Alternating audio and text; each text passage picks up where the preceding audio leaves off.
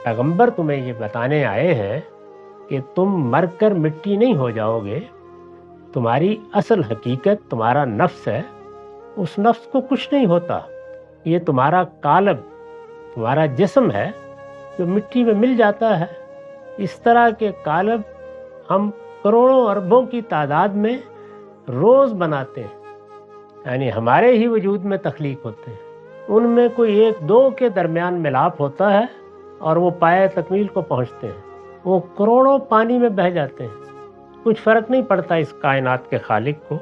तो इससे भी ये बताना मकसूद है कि अगर तुम इस सारे प्रोसेस पर गौर करो तो कालब एक पैमानी सी चीज़ है, कोई हकीकत नहीं इसकी। ये हम जितने चाहें जब चाहें बना खड़े करें, असल चीज़ तो तुम्हारी शख्सियत है जिसमें हयात का शऊर है, जिसमें एक ऐसी शख्सियत पिन्हा है जो हास्सा अखलाकी रखती है, जिसके पास अक्ल जैसा अजीम मलका है, जो हिस्से जमालियात रखती है, जिसके अंदर खुद तख्लीक करने की सलाहियत मौजूद है। इतनी बड़ी हस्ती वो काबिल तवज्जो होनी चाहिए थी।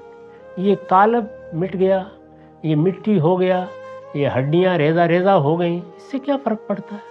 ये हम करोड़ों अरबों की तादाद में जब चाहें बना दें, उस वक्त भी बना खड़े करेंगे। ये कुछ भी मुश्किल नहीं है।